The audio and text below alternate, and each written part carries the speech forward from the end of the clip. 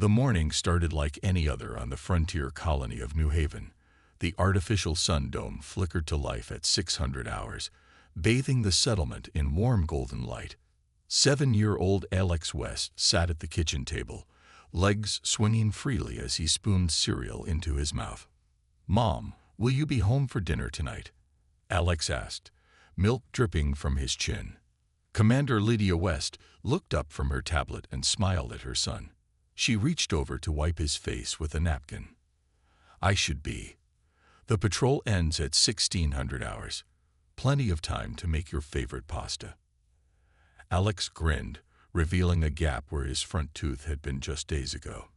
"With the red sauce." "With extra red sauce," Lydia confirmed, ruffling his dark hair.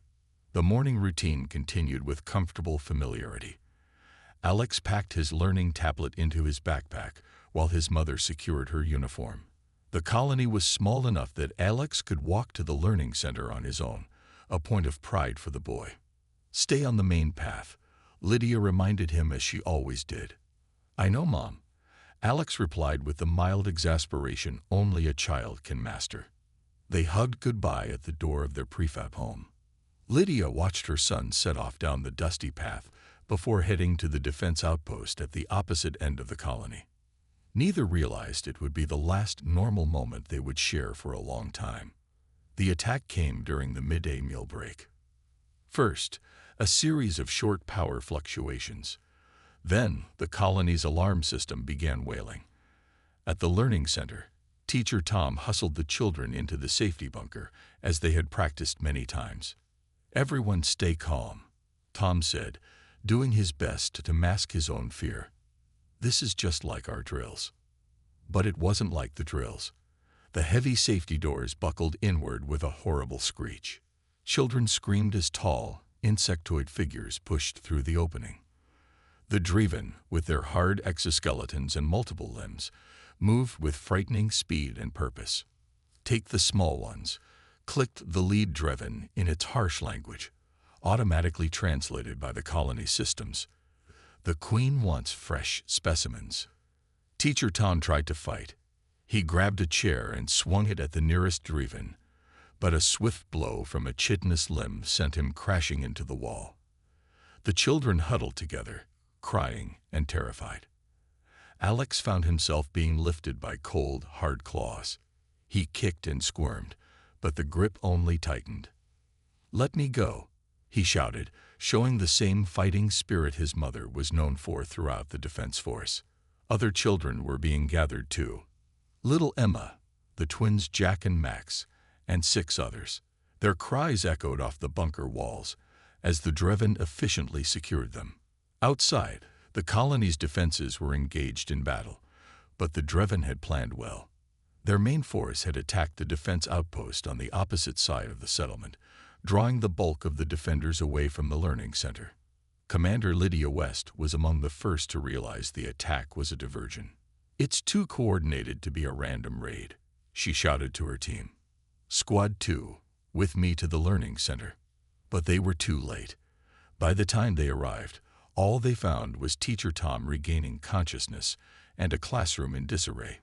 Several children were hiding, shaking with fear, but many were gone. "The bugs," Tom mumbled, a trickle of blood running down his face. "They took them. They took the children." Lydia's heart stopped when she saw Alex's small backpack on the floor, the strap torn. Next to it lay a molted piece of Driven exoskeleton, confirmation of the enemy they faced. She picked up the backpack with trembling hands, her face transforming from shock to a cold, deadly calm that made the soldiers around her step back. "Sound the alert to all colonies," she ordered, her voice unnervingly steady. "The Driven have declared war." 3 days after the attack, the message arrived. The Colonial Communications Center erupted into activity as the Driven transmission forced its way through every channel. Commander Lydia West burst through the door, her face drawn from sleepless nights. "Put it on the main screen," she ordered. The display flickered, then revealed the segmented face of a Driven queen. Her mandibles clicked rhythmically as she spoke, the translation software converting her alien speech to human language. People of the human colonies, we have acquired biological specimens from your New Haven settlement for necessary research. Your offspring show interesting adaptability traits valuable to our scientific advancement. Gasps and muttered curses filled the room. Lydia's hands clenched into fists so tight her knuckles turned white. Resistance is inadvisable, the Queen continued. Your military capabilities are insufficient against the Dreven Hive. We understand your attachment to your young, but lesser species must sometimes make sacrifices for the advancement of superior civilizations. The screen split to show a laboratory setting. 10 human children were visible in transparent containment units. Among them was Alex, his small face brave but afraid. Your specimens will be treated humanely according to our research protocols. They will contribute to important biological studies that may benefit multiple species. This communication serves as courtesy, not negotiation. Admiral Thomas Hayes, who had arrived from the Central Fleet, stepped forward. Track that transmission. Every detail. The signal's bouncing through multiple relays, sir, said a technician. But we're getting something. It's coming from the Cyrus sector, deep in Dreven territory. Lydia couldn't tear her eyes from the image of her son. Alex, she whispered. As if hearing her, the boy on the screen looked directly at the camera. His lips moved, forming words too quiet for the audio to catch. Enhance that, Hayes ordered. What's he saying? The tech specialist zoomed in on Alex's face and amplified the sound. His small voice became clear. Mom, I'm keeping everyone together. We're being strong like you taught me. They don't know humans very well. They make mistakes. The Queen noticed Alex speaking and chittered something harsh. A Dreven worker moved to silence him, but not before Alex said one more thing. Remember your promise about monsters, Mom. The transmission cut off abruptly. The room fell silent. What promise? Admiral Hayes asked quietly. Lydia's eyes had transformed. Where there had been pain, now burned cold purpose. When Alex was 5, he was afraid of monsters under his bed. I promised him that if any monster ever tried to hurt him, I would hunt it down and make it sorry it was ever born. She turned to the Admiral. I intend to keep that promise. In the Dreven research vessel, Alex kept his voice low as he gathered the other children in their communal holding cell. We need to remember everything they do, he told them.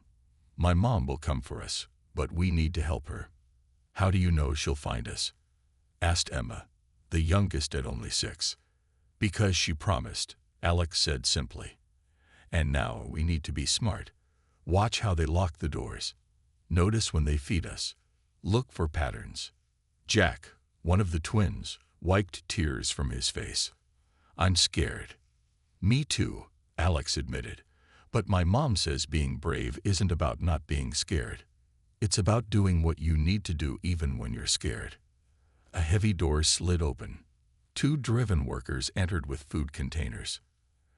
Alex met the gaze of the lead Dreven worker. You should let us go home, he said clearly.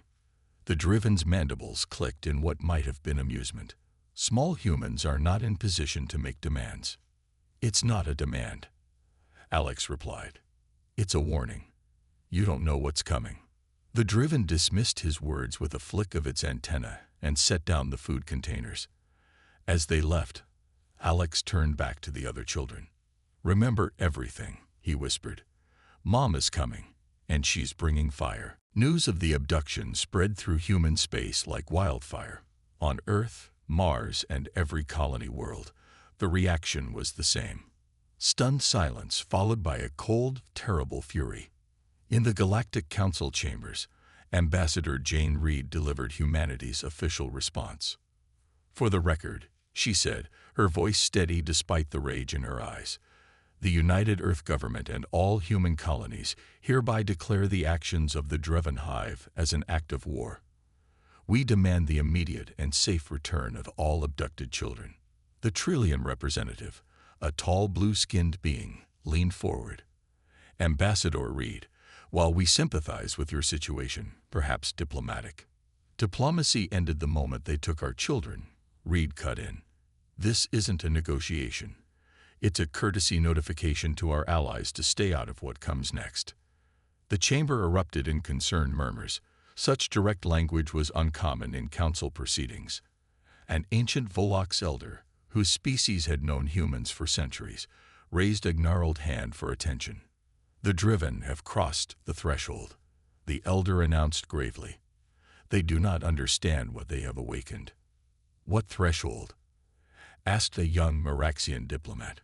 The Volok's elder's compound eyes darkened. "In our 5,000 years of observing humans, we have noted one consistent truth. They will tolerate much, forgive much, but harm their young, and you awaken something primordial. Something terrible." On the Driven homeworld, First Minister Krazik received a troubling report from Intelligence Director Vexar. "Minister, we're detecting unusual activity in human space." The Intelligence Director clicked nervously. "All civilian shipping has ceased. Military vessels are being recalled from every sector. Expected responses to our specimen collection," Krazik dismissed. "Their display of outrage will subside."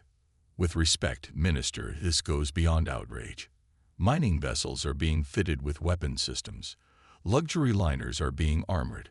Even their science vessels are being converted for military use." Krazik's antennae twitched with the first hint of concern. "Show me." The display revealed images of massive human ships undergoing rapid transformation. Civilian docks now hummed with military activity. In orbit around Mars, a fleet was forming unlike anything the Driven had anticipated. "They're redirecting their entire economy to war production," Vexar continued. "We've intercepted communications from multiple species offering warnings to us." "Warnings? About what?" "About humans, Minister. Specifically about what happens when their offspring are threatened." The Intelligence Director played a recorded message from a Canthian trader, a species that had briefly warred with humans decades earlier. "Return the young ones immediately." The Canthian urged. "We fought humans over territory and resources. They were fierce but reasonable. This is different. When we accidentally destroyed a school ship during our conflict, they didn't just defeat us. They nearly wiped us out. It took years to rebuild. This is your only warning." Krazik's mandibles clicked dismissively. "Exaggerations. Humans are clever, but their military power is limited. We have vastly superior numbers." "Numbers may not matter," Vexar insisted. "Our research subjects may have more value alive than whatever knowledge we might extract from them." "Your concerns are noted, Director. But the Queen has approved this research. The specimens remain."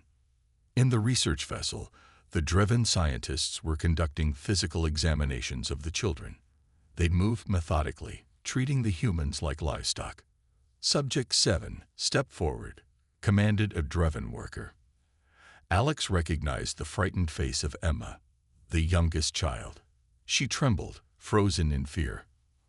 "I'll go instead," Alex said, stepping in front of her protectively. The Driven worker roughly pushed him aside. "Wait your turn, specimen." As Emma was led away crying, something changed in Alex's eyes. The fear remained, but it was joined by a hardening resolve that seemed too old for his 7 years. When the Driven returned Emma, shivering and tearful, Alex gathered all the children into a tight circle. "Listen to me," he whispered. "My mom taught me something important. She said that humans are different from other species because we protect each other. We're going to protect each other now." "How?" Jack asked. "We're just kids." Alex's face was solemn. "We watch, we learn. And when Mom comes, because she will come, we'll be ready to help." Outside their containment area, the Driven scientists noted the unusual behavior in their observation log.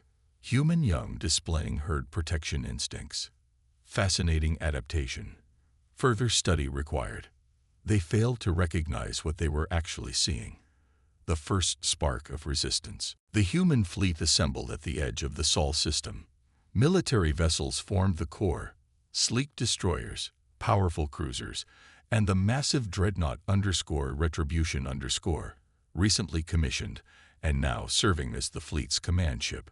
but surrounding them were hundreds of civilian craft, transformed for war. On the bridge of the _Retribution _, Admiral Hayes surveyed the holographic display showing the gathered armada. "Final count?" he asked. 732 vessels, sir," his executive officer reported. "Every ship capable of interstellar travel has been retrofitted and volunteered. We've had to turn people away." Commander Lydia West stood at the tactical station, studying Dreven defense patterns. She hadn't slept more than 3 hours a night since Alex was taken. Dark circles framed her eyes, but they burned with unwavering focus. "Mining vessels have been fitted with drilling lasers repurposed as cutting beams," she noted. "Cargo haulers carry our dropships. Even the luxury liner Orpheus has been armored and now houses our medical facilities." Hayes nodded. "Humanity united. I've never seen anything like it." "They took our children," Lydia said simply. "There is no greater motivation." The ship's communications officer turned from his station. "Admiral, we're receiving a transmission from the Volok's observation vessel." "On screen," Hayes ordered. The ancient face of a Volok's elder appeared. "Admiral Hayes, we have monitored your preparations with great interest." "Is this an attempt to dissuade us, Elder Mortal?" Hayes asked directly. "No, Admiral. We merely wish to understand. Your species is mobilizing more thoroughly than during any previous conflict. You have transformed your entire society into a war machine in less than 2 weeks." Lydia stepped forward. "They took our children, to study them like animals." The elder's compound eyes blinked slowly. "Yes, we tried to warn the Dreven. They did not listen." The Volok's paused. "We will not interfere. Many species are evacuating trade outposts near Dreven space. They sense what is coming." The transmission ended. Hayes turned to Lydia. "All ships report ready, Commander. It's time." Lydia nodded, her hand unconsciously touching the small backpack she kept at her station. Alex's backpack. "For the children," she said. In the Dreven research facility, Alex had been carefully watching the guards' patterns. Every 12 hours, they changed shifts. Every 8 hours, they brought food. And every day, 3 children were taken for tests, always returning frightened and sometimes injured. "Today they'll take me, Jack and Max." Alex whispered to the group. "I've been counting the rotation." Emma clutched his hand. "I'm scared they won't bring you back." "They will," Alex assured her. "They need us alive for their tests." The 10 children huddled in their communal cell. After a week in captivity, they looked thin and tired, but something had changed in their expressions. Fear remained, but determination had grown stronger. "Remember what I taught you," Alex continued. "When they take us, the rest of you watch everything. Count the steps to the lab. Notice how many guards. Look for ways out." Jack, braver now than he had been days earlier, nodded. "And when your mom comes?" "When she comes," Alex said firmly, "we'll be ready to help. Remember the signal. If anyone hears 5 taps, that means hide.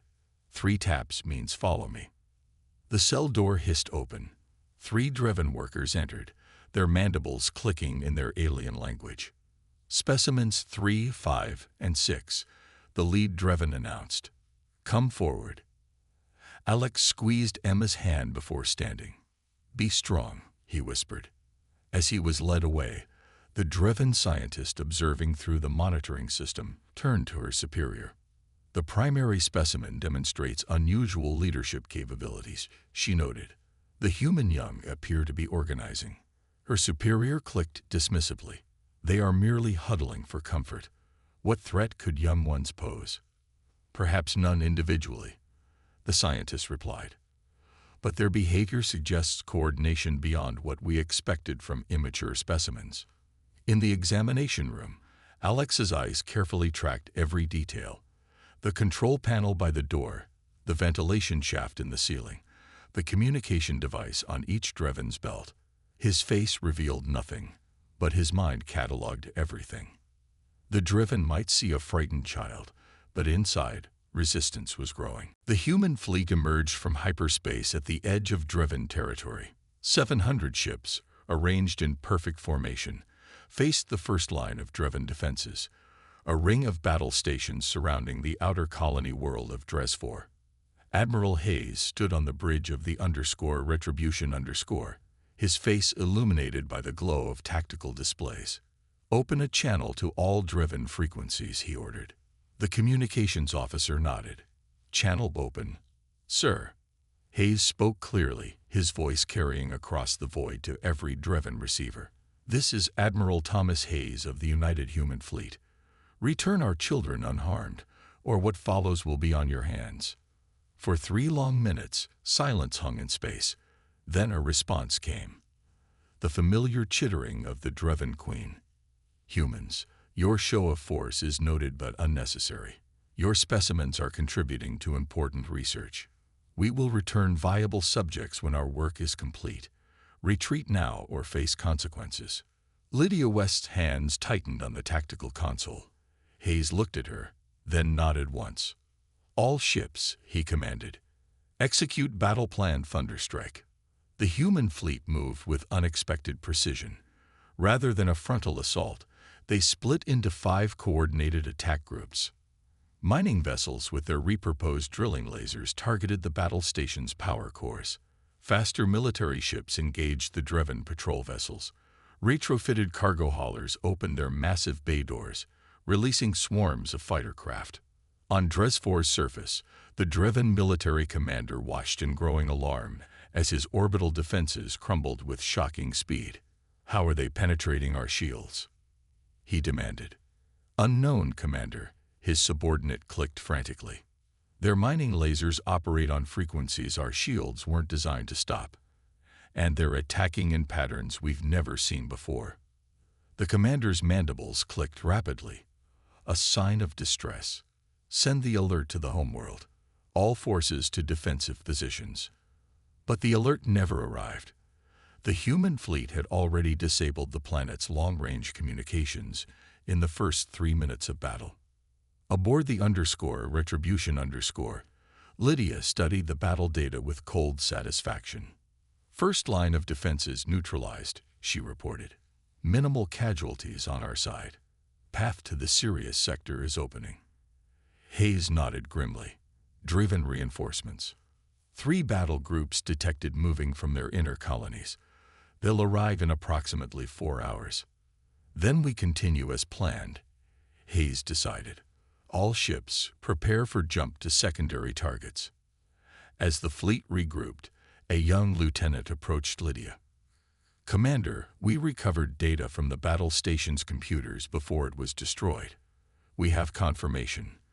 The research facility holding the children is in the Sirius sector, on a moon called Dresvora." For the first time in days, Lydia's expression softened slightly. "Does the data include facility layouts?" "Yes, Mom. Complete schematics." Lydia turned to Hayes. "Admiral, request permission to lead the assault team on Dresvora." Hayes studied her face. "Granted. But Lydia, remember your training.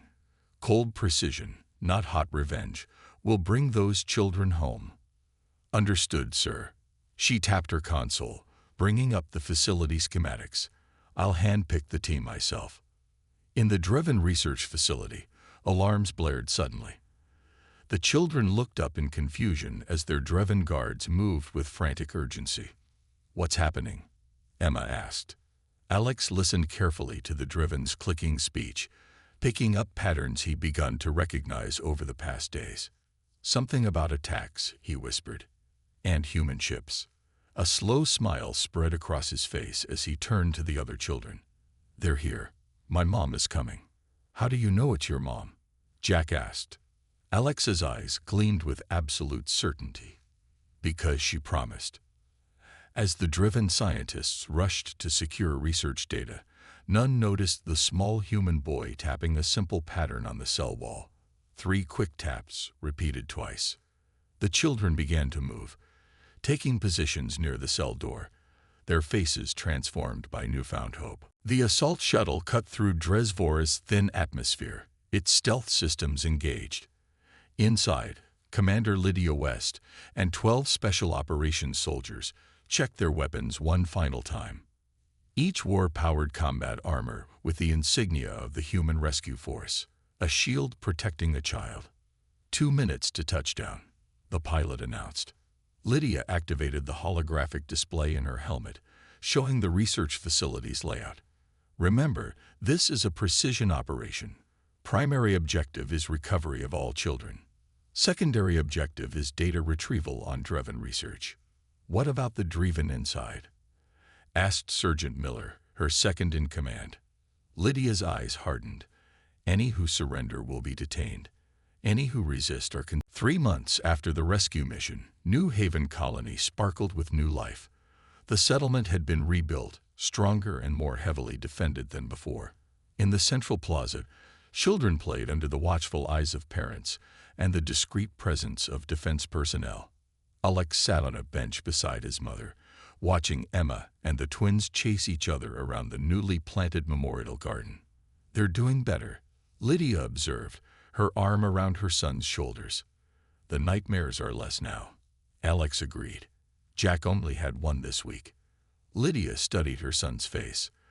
Though only 7, his eyes held a wisdom beyond his years. The ordeal had changed him, as it had changed all the children. But unlike what the Dreven had intended, it had made them stronger, not broken. "The council delegation arrives today," Lydia said. "The Dreven representatives will be there." Alexa's body tensed slightly. "Are they coming to fight again?" "No," Lydia assured him. "They're coming to surrender." The Galactic Council had convened a special session on New Haven, an unprecedented move that recognized the significance of what had occurred. Representatives from 27 species gathered in the colony's new administrative center. Admiral Hayes stood at the main podium, his uniform adorned with the simple campaign ribbon all who had participated in the operation now wore, a black band with 10 small stars. "The conflict with the Dreven Hive has reached its conclusion," Hayes announced. "Following the successful rescue of all abducted children and the subsequent neutralization of 87% of Dreven military capabilities, their High Council has agreed to unconditional terms." Murmurs spread through the gathered delegates.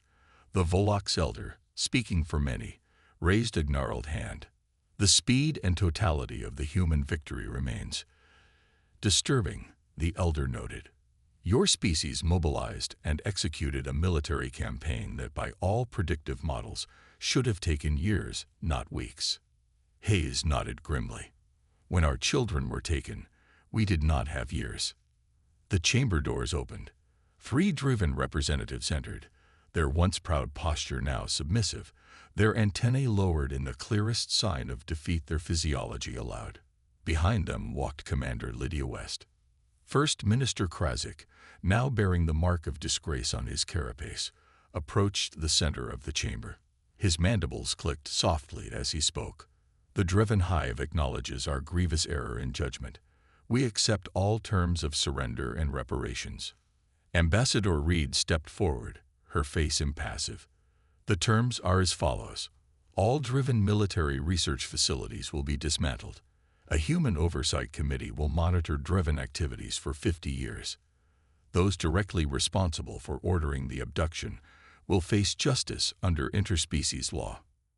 Krazik lowered his head further. "Agreed." Additionally, Reed continued, "The Dreven will be the first signatories to the New Haven Accord." A document materialized on the central display. A new interstellar treaty with a simple but revolutionary principle: the rights and protection of children, of all species, would henceforth be considered inviolable throughout known space. "We sign," Krazik confirmed, "and we offer our sincere regret."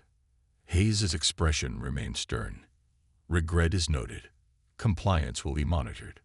That evening, as the diplomatic proceedings concluded, Alex sat with his mother on the roof of their home, watching the stars appear one by one as the sun dome dimmed for night cycle.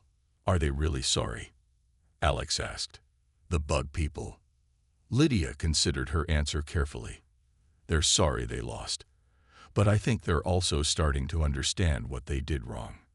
Will other aliens try to take children again? I don't think so, Lydia said, pulling him close. The whole galaxy saw what happens when someone crosses that line. Alex nodded, satisfied. Good. After a moment of silence, he added, Mom, I'm glad you brought fire and vengeance like you promised. But I'm also glad you didn't burn everything. Lydia looked down at her son in surprise. Why's that? Because that's what makes us different. Alex explained with simple wisdom. We could have destroyed them all, but we didn't. We just made sure they couldn't hurt children again. As darkness settled over New Haven, mother and son sat together in peaceful silence. Above them, human ships patrolled the stars, vigilant guardians of a new understanding that had spread across the galaxy. Humanity's capacity for vengeance was terrifying, but their capacity for justice had proven even greater. Throughout inhabited space, species whispered a new cautionary truth. Harm what humans love most, and they will bring fire to your doorstep. But even in their righteous fury, they remembered mercy. And that made them the most formidable species of all.